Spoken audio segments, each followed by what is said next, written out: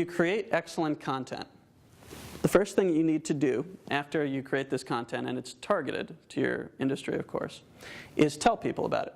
Now, this is not something that is like rocket science. And in fact, nothing that I advocate here is the result of some brilliant code-breaking experiment or something like that.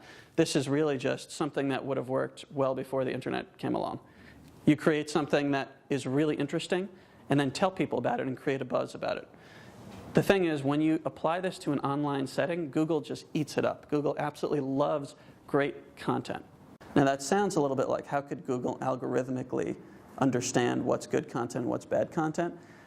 They've been working on that since really they started, and especially since a lot of the spamming started to occur in 2003, 2004, 2005.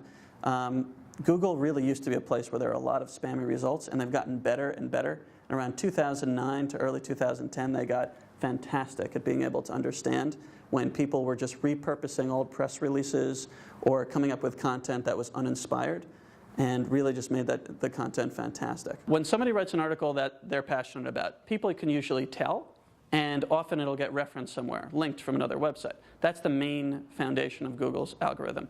So when you get a link, that's like a vote in an election. It's saying this is good content. Even if you're linking to something that you absolutely hate it, Google considers it interesting enough just because it was linked to. It's sort of an editorial vote, that's the way the founders looked at it. And what happens is your website starts showing up for what's known as long tail keywords. I'm guessing some of you know what that is. Does anyone want to explain what long tail is? Because I can totally do it if nobody wants to. Okay.